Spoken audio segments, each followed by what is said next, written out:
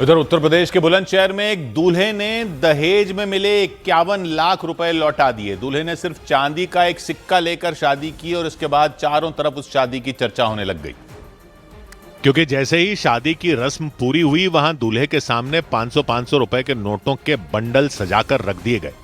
लेकिन दूल्हे ने दहेज में मिले 51 लाख रुपए लेने से इनकार कर दिया। ये नहीं चाहिए।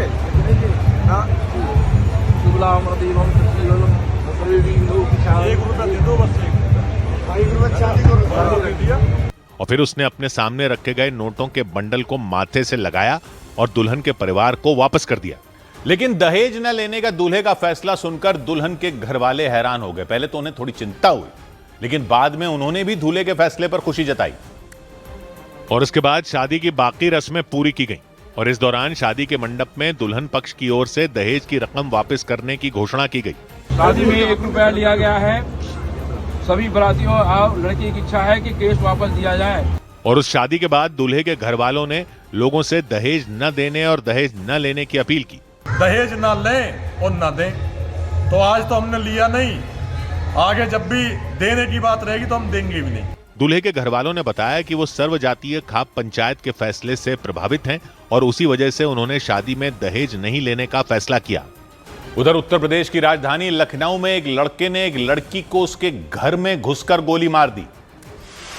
उत्तर प्रदेश की राजधानी लखनऊ में आरोप लगा कि एक तरफा प्यार में एक लड़के ने एक लड़की पर गोली चला दी और फरार हो गया। पुलिस के मुताबिक आरोपी उस लड़की को पसंद करता था, लेकिन बताया गया उस लड़की ने उससे बातचीत बंद कर दी थी। इसी वजह से वो नाराज हो गया। छत्तीसगढ़ के सुकमा में 8 लाख के इनामी नक्सली भीमा समेत 10 नक्सलियों ने सुरक्षा बल के सामने सरेंडर कर दिया। बताया गया उन सभी पर कुल 33 लाख रुपए का इनाम रखा गया था। उत्तर प्रदेश के बुलंदशहर में चोरी के 2 आरोपियों को पुलिस ने मुठभेड़ के दौरान गिरफ्तार करने का दावा किया। पुलिस ने उन आरोपियों से पिस्तौल, कारतूस और चोरी का सामान भी जब्त करने का दावा किया। इधर उत्तर प्रदेश के कई जिलों में कफ सिरप तस्करी के मामले सामने आने के बाद ईडी ने यूपी समेत 4 राज्यों में 25 ठिकानों पर एक साथ छापेमारी की। इस मामले में ईडी की छापेमारी मनी लॉन्ड्रिंग से जुड़े आरोपों की जांच के लिए की गई।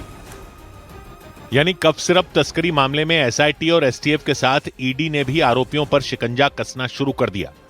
ईडी ने यूपी, झारखंड, मध्य प्रदेश और गुजरात में 25 ठिकानों पर एक साथ धावा बोल दिया। लखनऊ में ईडी की एक टीम सुबह 7 बजे इस मामले में आरोपी आलोक सिंह के घर पर पहुंच गई। इस वक्त पैरामिलिट्री फोर्सेस के जवान को आप देख पा रहे हैं यहाँ पर घर के बाहर मुस्तैद है, क्योंकि घर के अंदर ईडी के अधिकारी अंदर मौजूद हैं। ईडी के 8 अफसर लखनऊ के पौश इलाके सुशांत गोल्फ सिटी में मौजूद आलोक सिंह की आलीशान कोठी पर पहुंचे। सूत्रों के मुताबिक ईडी की टीम ने उस जगह से कई दस्तावेज, पैसों के लेन देन से जुड़ी फाइलें और डिजिटल डिवाइस जब्त कर लिए और कफ सिरप तस्करी मामले में आलोक सिंह पर लग रहे आरोपों की जांच के लिए अपने साथ वो ले गई। आलोक सिंह को एसटीएफ ने इस मामले में 2 दिसंबर को ही गिरफ्तार कर लिया था, जबकि आरोपी आलोक सिंह खुद 2019 तक एसटीएफ में ही सिपाही पद पर तैनात थे। कफ सिरप तस्करी कांड में अमित सिंह टाटा के साथ उनका नाम सामने आने के बाद एसटीएफ ने उन पर शिकंजा कसना शुरू कर दिया था। 2 दिसंबर को एसटीएफ ने उनको लखनऊ के सुशांत गोल्फ सिटी वाले उनके घर से गिरफ्तार कर लिया था। लखनऊ में छापेमारी के दौरान ईडी के अफसरों ने आलोक सिंह की आलीशान कोठी की भी पैमाइश शुरू कर दी। ईडी के अधिकारी जो अंदर मौजूद हैं, उन्होंने यहाँ पर, अगर मैं तस्वीरों में दिखाऊं तो यहाँ पर कुछ अपने सहयोगियों को बुलाया है, जिनके हाथ में एक डायरी और एक फीता है। जांच टीम ने दावा किया कि आलोक सिंह कफ सिरप तस्करी गिरोह के अहम सदस्य थे और इसी वजह से उन पर नशे की तस्करी के लिए लगाई जाने वाली धाराओं के तहत मुकदमा भी दर्ज किया गया था। साल 2019 में नौकरी से बर्खास्त किए जाने के बाद आलोक सिंह ने रियल एस्टेट का कारोबार शुरू किया था, लेकिन कफ सिरप तस्करी कांड में नाम सामने आने के बाद वो फरार हो गए थे। एसटीएफ ने उनके खिलाफ लुकआउट नोटिस जारी कर उन्हें भगोड़ा तक घोषित कर दिया था, जबकि ईडी आलोक सिंह की कमाई का हिसाब किताब लगाने में जुट गई। हालांकि लखनऊ में उनकी कोठी पर छापेमारी करने पहुंचे ईडी के अफसरों से रेड के बारे में सवाल पूछा गया तो उन्होंने कुछ भी बोलने से मना कर दिया। सर, क्या कुछ मिला है अभी तक के इन्वेस्टिगेशन में? No comment. कुछ अभी तक ईडी का इन्वेस्टिगेशन खत्म हो गया? लखनऊ के अलावा ईडी ने यूपी के वाराणसी में भी इस मामले में छापा मारा और वहां भी कफ सिरप तस्करी मामले में सबूत जुटाए गए। वाराणसी में ईडी की टीम ने इस गिरोह के सरगना बताए जा रहे शुभम जायसवाल और उसके करीबी देवेश जायसवाल के ठिकाने पर छापा मारा। और सूत्रों के मुताबिक घोटाले से जुड़े दस्तावेज और डिजिटल सबूत जब्त कर लिए। ईडी की टीम ने वाराणसी में आरोपी शुभम जायसवाल के 2 ठिकानों पर छापा मारा। शुभम के घर और मेडिकल फर्म पर तलाशी ली गई। शुभम के अलावा ईडी ने उसके करीबी देवेश जायसवाल के ठिकानों पर भी रेड डाली। वाराणसी में शुभम जायसवाल के कई स्थानों पर ठिकानों पर छापेमारी की गई है। महमूरगंज से लेकर के प्रहलाद घाट और खोजवा स्थित उसके जो सहयोगी है देवेश जायसवाल, उसके घर पर बकायदा यहाँ पर छापेमारी की जा रही है। यूपी के कई जिलों में फैले कफ सिरप तस्करी मामले में मनी लॉन्ड्रिंग वाले एंगल से जांच के लिए 2 दिसंबर को ईडी को जिम्मेदारी सौंपी गई थी। यानी एसटीएफ और एसआईटी के बाद इस बड़े घोटाले की जांच में एक और एजेंसी को लगा दिया गया। ईडी ने शुभम जायसवाल समेत इस मामले में आरोपी बनाए गए लोगों के पैसों के लेन देन के दस्तावेज खंगालने शुरू कर दिए। और देखते ही देखते ईडी की जांच का दायरा यूपी समेत देश के 4 राज्यों तक पहुंच गया। वाराणसी में ईडी ने शुभम के करीबी और कफ सिरप तस्करी मामले में आरोपी देवेश की मेडिकल फर्म पर भी तलाशी ली। देवेश के नाम से बकायदा एक फार्मा एजेंसी ली गई थी। उस फार्मा एजेंसी का जो नाम था वो डीएसए फार्मा था और इसी एजेंसी पर कफ सिरप का जो लेन देन है, बिलिंग है, वो हुआ करता था। सूत्रों के मुताबिक इस घोटाले में ईडी के रडार पर 50 से ज्यादा आरोपी हैं।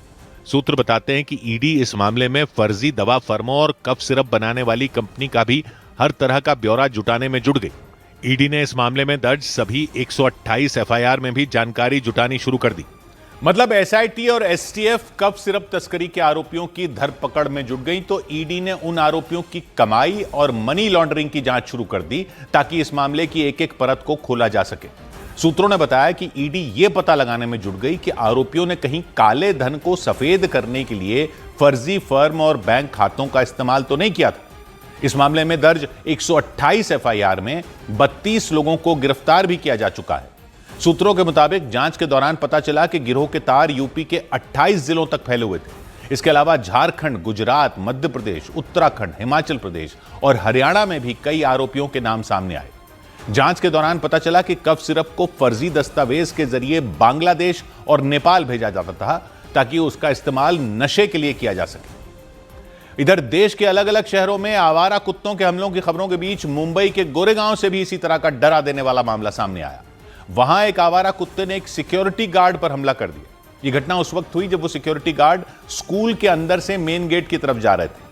तभी वहां घूम रहे आवारा कुत्ते ने उन पर हमला कर दिया। वो कुत्ता चीते की रफ्तार के साथ आया और सीधा गार्ड के चेहरे की तरफ झपटा। कुत्ता चेहरे तक तो नहीं पहुंचा, लेकिन उसने सिक्योरिटी गार्ड के कंधे को बुरी तरह काट लिया।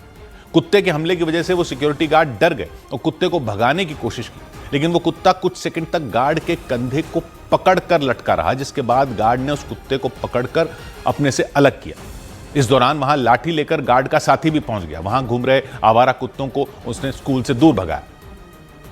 और मुंबई ही नहीं बल्कि यूपी के बिजनौर से भी आवारा कुत्तों के हमले का एक खौफनाक मामला सामने आया। घटना उस वक्त हुई जब 4 साल का एक बच्चा सड़क किनारे खेलते हुए एक कुत्ते के सामने पहुंच गया और सड़क किनारे बैठे उस कुत्ते ने अचानक उस मासूम के चेहरे पर हमला कर दिया। कुत्ते ने उस बच्चे के चेहरे को बुरी तरह नोच डाला। कुत्ते के हमले से बच्चा सड़क पर गिर गया। वहां अफरा तफरी मच गई। आसपास बैठे लोगों ने तुरंत उस बच्चे को उठाया। उसके घर की तरफ वो दौड़ पड़े, जिसके बाद उस बच्चे को अस्पताल पहुंचाया गया। बताया गया कि कुत्ते के हमले की वजह से वो बच्चा बुरी तरह घायल हो गया और डॉक्टरों को उसके चेहरे पर कई टांके लगाने पड़े।